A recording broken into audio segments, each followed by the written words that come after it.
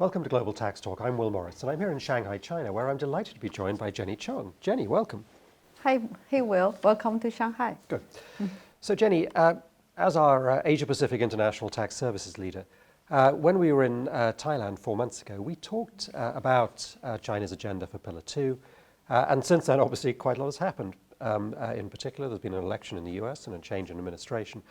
Many countries have begun implementing Pillar 2, yet at the same time, the US administration has been withdrawing from the Pillar 2 process, and from the two-pillar process, for that matter, and has actually talked about introducing retaliatory tax measures against countries which have discriminatory or extraterritorial taxation, by which they mean the UTPR. In this case, so what are the latest developments on Pillar 2 in China, and how are businesses in China responding to that? Thank you, Will. I hope I can give you more information.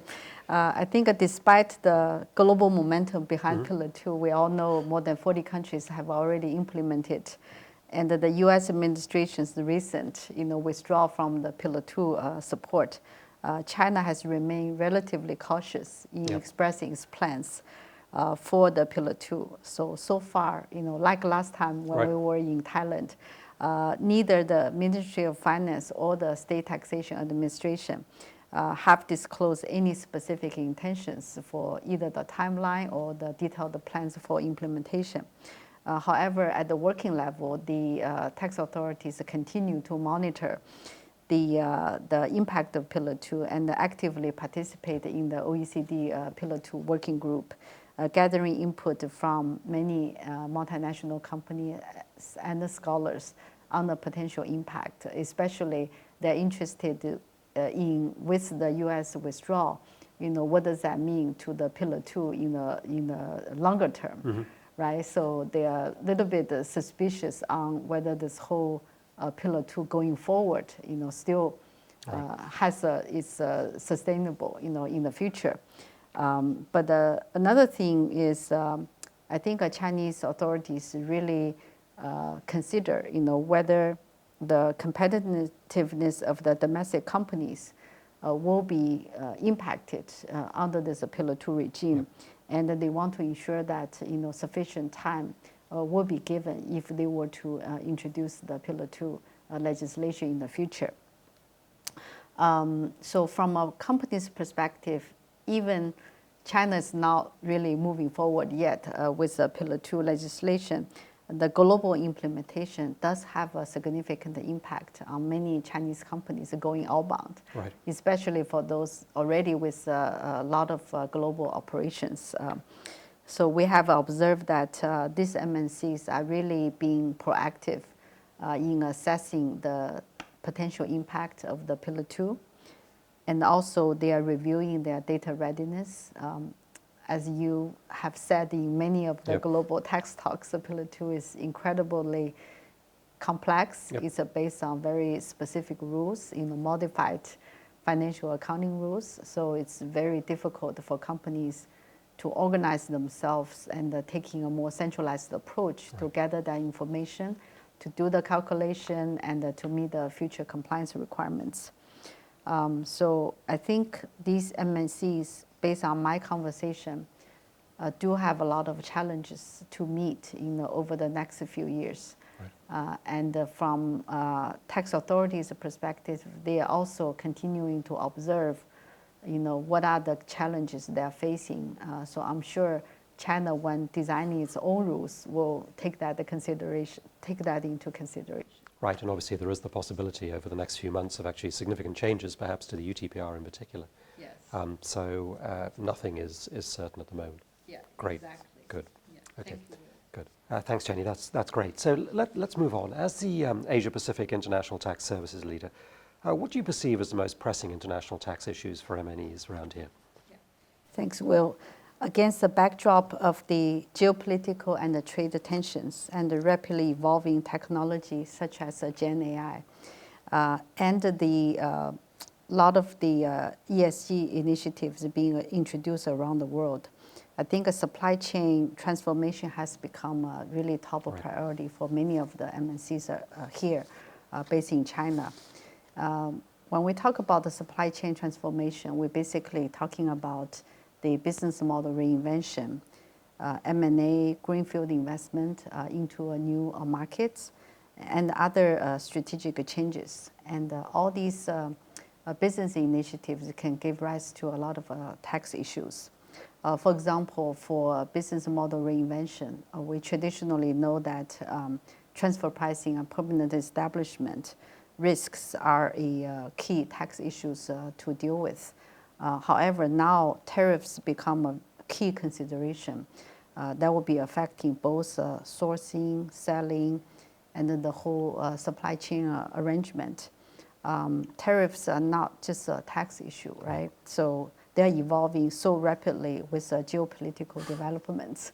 Yeah. And we all know that after Trump became president, he already announced many new trade policies, right, almost on a daily basis. And we see new tariffs being imposed to Mexico, Canada, and some of the other trading partners China has with. So it's very difficult for companies to really assess, what will be the next move.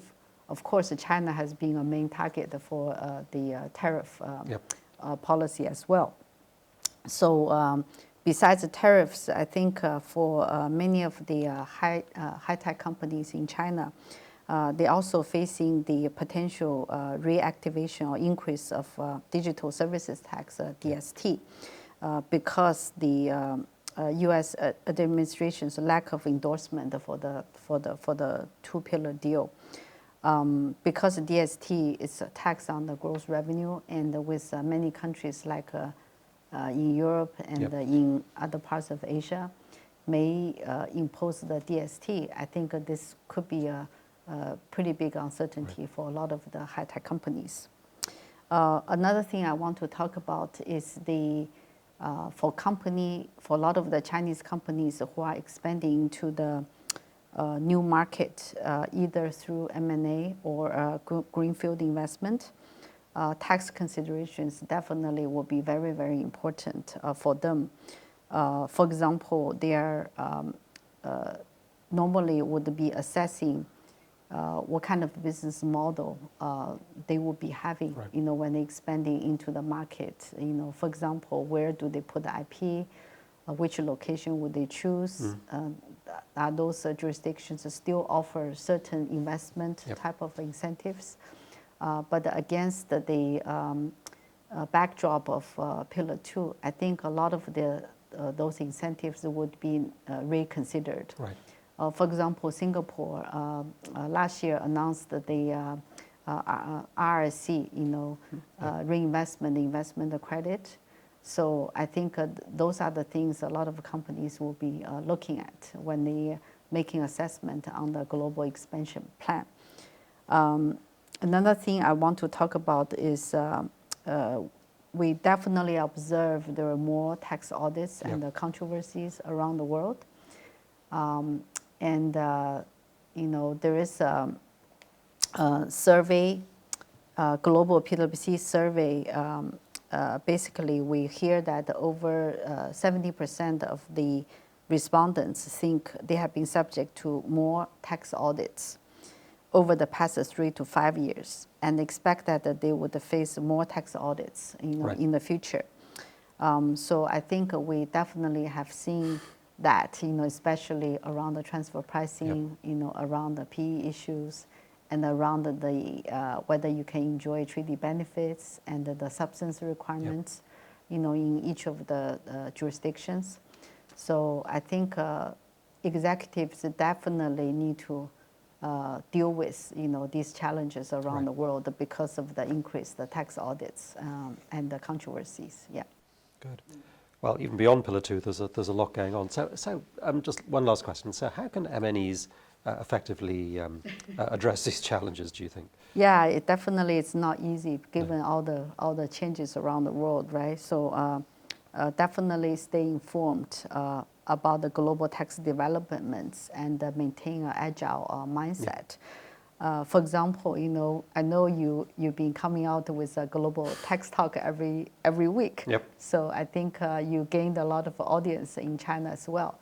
So a lot of tax executives are very keen on keeping posted on these new developments, and work closely with their business to assess how they can manage this ever-changing tax landscape and how can they adjust their operating models to really stay competitive. Yeah. Second, I think for executives, it's important to embrace new technologies and new perspectives. Digital tools and the digital platforms can help multinational companies manage data and retrieve information more timely, so that they can meet the compliance requirements in a more efficient manner. For example, we have this Pillar 2 tracker and the digital services tax tracker. They can, and also we have this Pillar 2 engine to really help the clients to managing how to collect the data and do the calculation, to assess the Pillar 2 burden. I think those technology tools will be very, very important to leverage. And lastly, we talk about all the changes around tariffs, around tax law, around the Pillar 2. I think that would require really the tax executives to develop a holistic approach to manage the business and the tax risks. Because when you talk about supply chain transformation, when you talk about the global expansion, it's not just about tax, right? It's how you really put a lot of the operations, business needs in the perspective, and considering the constraints and the new developments, and develop a more holistic solution. I think from a PwC perspective, the network firms have been working closely to assess the impact, especially when clients are doing cross-border transactions and making investment into new markets. And also, the tax, I think, is important to work closely with other lines of services like advisory to provide the total solutions and the comprehensive support for our companies. No, I completely agree. Look, Jenny, thank you so much for joining me. This has been great. There is a huge amount going on, so I suspect that we're going to need to get back together soon to review what's been happening, not just again with Pillar 2, but with this wide range. So again, thank you very much for joining me. It's my pleasure. Good. Thank you, Will. And thank you for joining us, and come back again next time so that you stay global tax ready.